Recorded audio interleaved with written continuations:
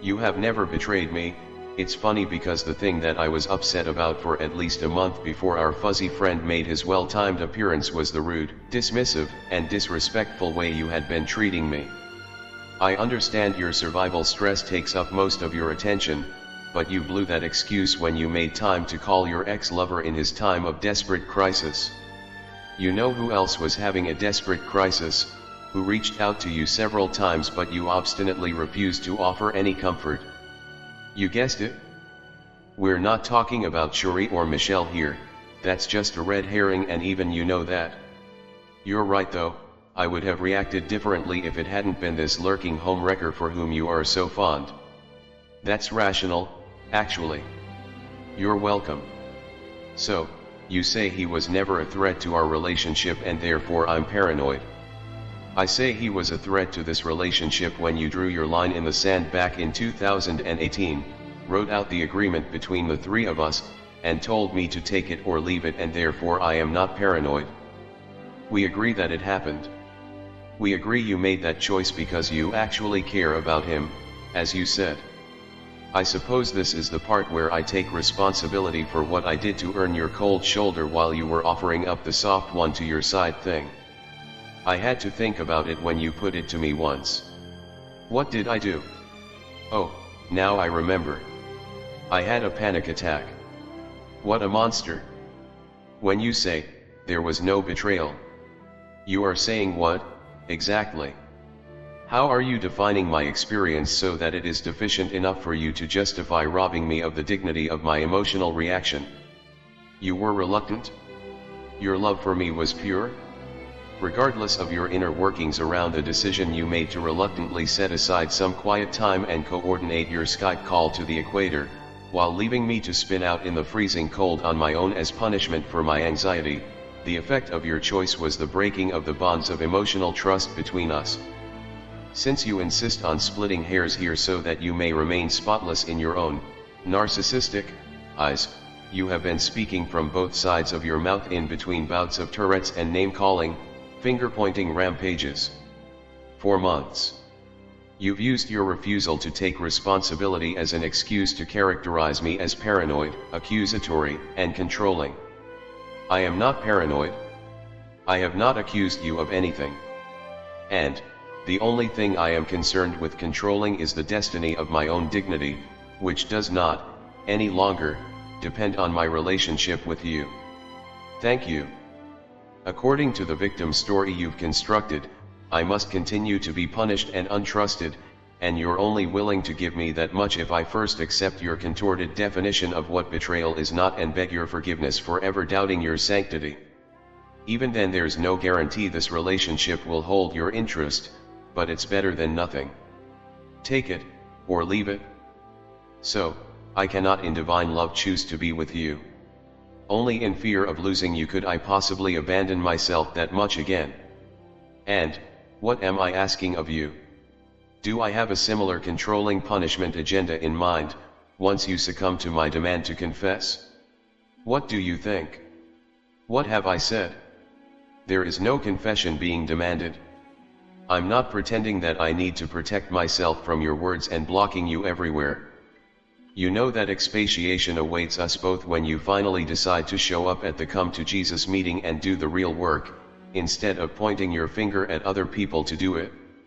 Your narrative condemns us both. It baffles me that this escapes you.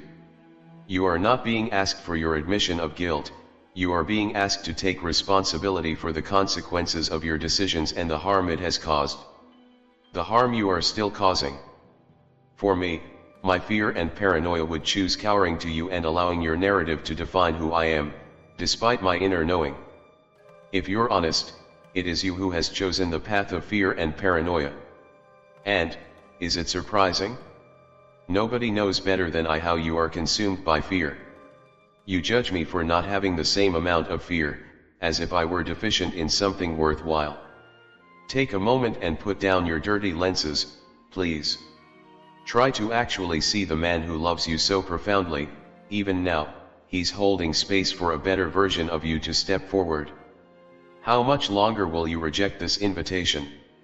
How much longer do you think you'll have the choice? I must be an idiot. Your timeline story is disingenuous. You chose to continue imposing your punishments and projections on me. What do you think I was responding to? Can you stop being so fake? I have done nothing to earn this heartless treatment. I was expecting your heartfelt apology, not the cellophane wrap bullshit you just handed me. What a mockery of my love for you. Please don't degrade us any further. It would be a Christmas miracle if you showed up for real. You offered only the continuation of a farce. This idea that there was a genuine offer on the table only takes you deeper into your mental matrix of self-deception. It is sad and confusing to me. I only know that I cannot live out the role you are forcing and that you have ceased to be interested in anything that threatens your control narrative. Cool story, not my reality. Enjoy the bullshit. What's real is headed the other direction, undefeated by the death you have bestowed. I suppose it's foolish for me to keep holding space for a better version of yourself to step forward now that you've killed me again and expressed your undying commitment to the control story that degrades us both. It would be different if you actually elucidated your position rather than just hurling threats and insults. I don't know what happened to you. The only thing that I can figure is that nothing has happened, and it is only now that I am seeing the depth of this depravity that you coddle. All the best on your highest timeline, although it breaks my heart into a million pieces, and you've probably already blocked me, so I won't know if you actually get this text or if you're just ignoring me like usual. Merry Christmas 2020. 15 hours? What a luxury. I stopped counting hours and started counting weeks. How long did you make your alpaca wait before you set aside some quiet time to Skype call him and offer the comfort he went crying to you for? No reason you should feel bad about it. After all, you actually care about him. That's not shady, or dirty, or slimy, or disrespectful at all. Of course, you don't have to protect yourself from his texts, so I deserve it. I keep trying to move on from your abuse of my love, trust, and loyalty, but it's so hard to surrender to what you have done to us while you play around at your ghost game because you don't have the self-respect to be decent. It literally makes me sick in my stomach. I just realized how sarcastic that last message was. There's really no call for that. No call at all, to be honest. Why should I be upset? Haven't you acted in the most high vibe, loving, and compassionate, respectful, honorable, and empathetic way towards me? Your 500% my love is pure one and only beloved? My best guess, and your cold, dead silence is all I deserve. You've made that clear. It's ridiculous that it should upset me. After all, it's not like you ignored me for 15 hours. I promise I will stop calling you out on your hypocrisy when you stop acting like a hypocrite.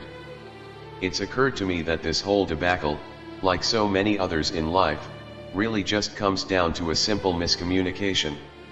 When I said that you emotionally betrayed me, and therefore should feel sorry, if you're not a fake piece of shit, and you said there was no betrayal, the discord comes down to a definition of terms. So, I ask with an earnest desire to know, what do you call it when you're in a committed relationship and you've decided to punish your 500% my love is pure one and only beloved by being cold and distant, for much longer than 15 hours, and ignoring their appeals for your caring and cries for comfort, and, instead offer those things to your other, ex-lover, i.e. not Shuri, above and before your romantic partner with whom you have a bond of emotional trust? What's the word that you are using for that? We can agree that blank, fill in the blank, happened, am I right? Just looking for common ground here. Now that I'm dead, again, maybe you can ghost up in the cemetery with me so I can finally rest in peace. It's a real thing, not sure if you've heard about it. The sound of crickets chirping in the graveyard on a winter's night. The scene opens with a late December full moon, a billow of gray cloud slowly passing over. We see several shadows of tombstones and the dark shape of a mausoleum looming in the background. An owl morosely hoots overhead as the freshly laid dirt of a nearby grave begins to stir.